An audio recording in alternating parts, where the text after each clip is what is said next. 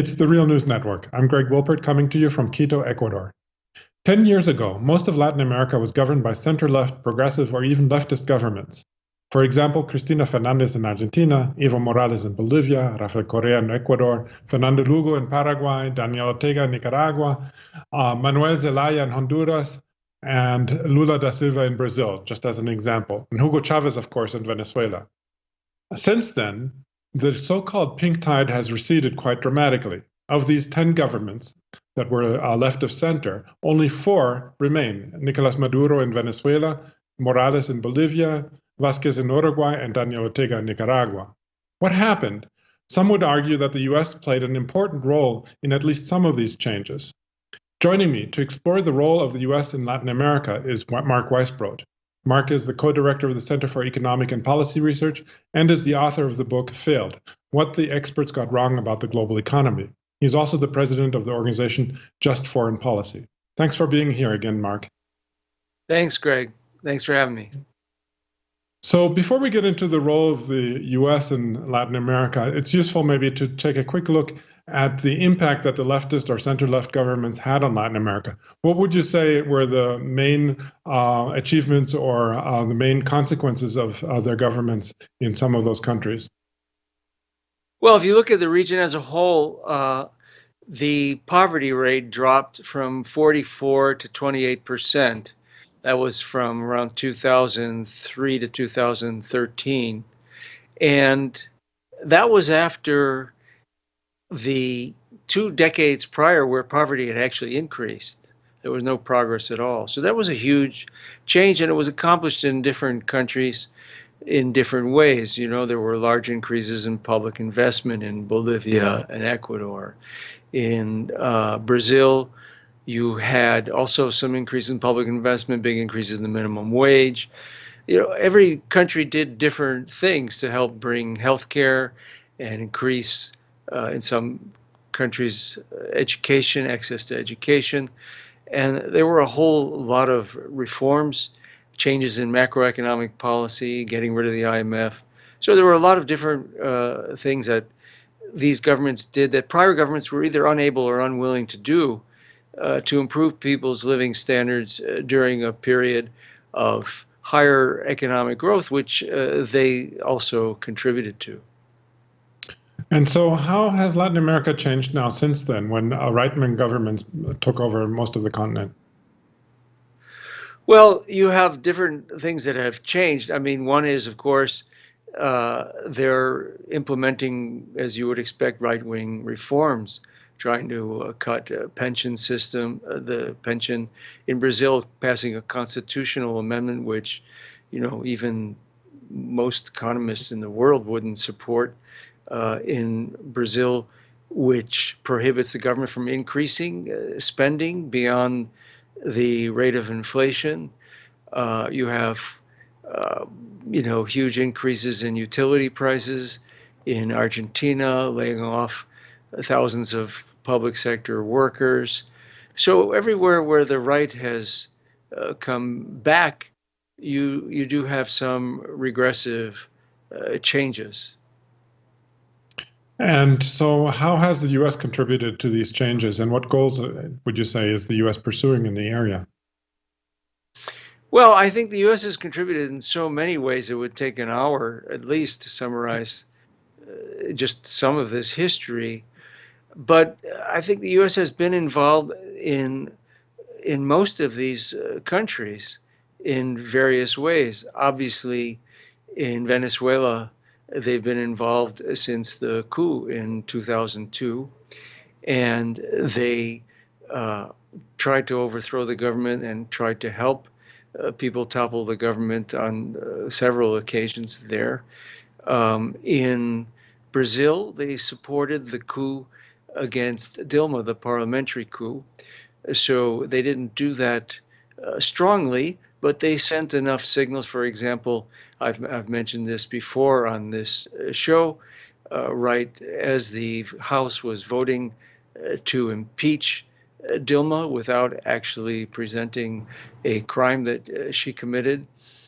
the head of the Foreign Relations Committee from the Senate came and met with the number 3 official from the U.S. State Department, Tom Shannon. And then, of course, in August of that year, the Secretary of State, John Kerry, went down there and had a press conference with the acting foreign minister, Jose Saha. And they, of course, talked about how great relations with the U.S. were going to be before Dilma was actually removed from office. So these were ways of endorsing the coup. And of course, the Department of Justice contributed to the FBI, and the Department of Justice contributed to the investigation that was instrumental in imprisoning Lula. Now, what they did in that investigation, we don't know exactly, but we do know enough about it to know that it wasn't a neutral investigation. That is, the investigation did end up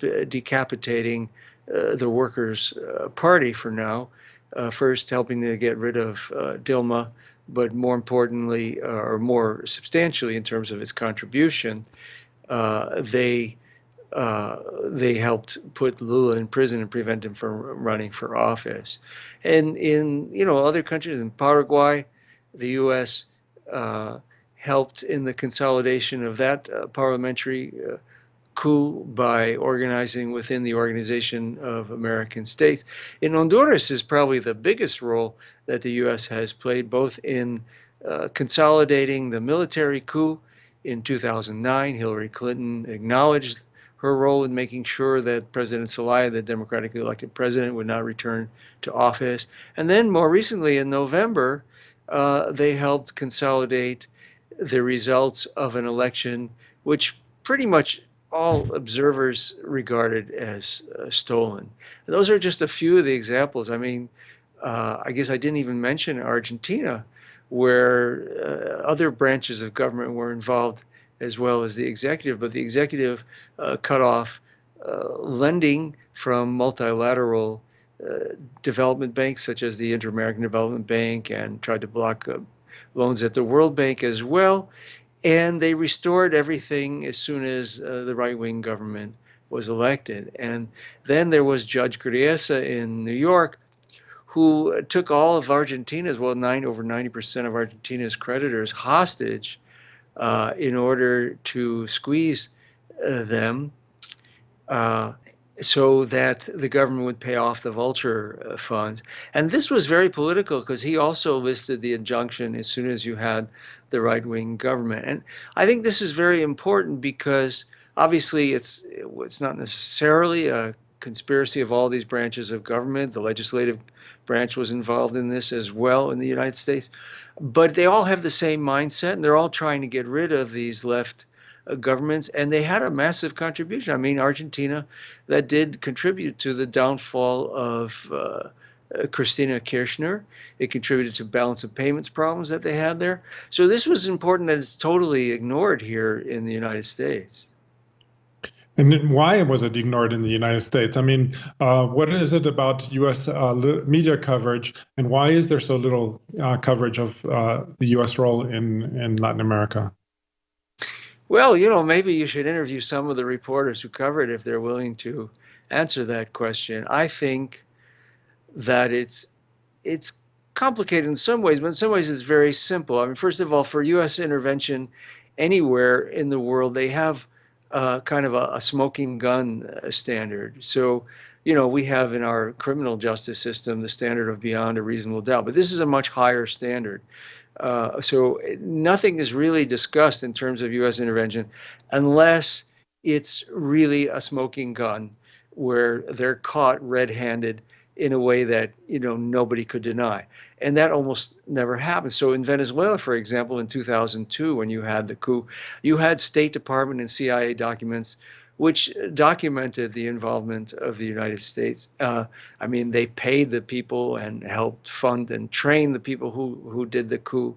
And they, made statements following the coup that they knew were false in order to help the coup consolidate itself. And they failed in that case. But, in Haiti in 2004, which I hadn't even mentioned, they took the president and put him on a rendition plane and flew him out of the country. That was in broad daylight. But in each case, they have a story that's not at all believable, and the press kind of accepts that and never looks back. They almost never, whenever they mention, Chavez complained about the coup, and it was a major obvious source of bad relations with Venezuela, but they always just reported it as an allegation of a figure that they, of course, were discrediting at every turn. So that's kind of how they report all of these. When they report the facts at all, they put it in a context that makes it look like there wasn't any intent or any real effect of U.S. policy in the region. But mostly it's kind of like, reporting on Ukraine and never mentioning Russia. It's as if the United States doesn't have any real influence in the Americas. And of course, anybody knows that they have an enormous influence. And so what would you say are some of the implications for the foreseeable future of this U.S. policy towards Latin America?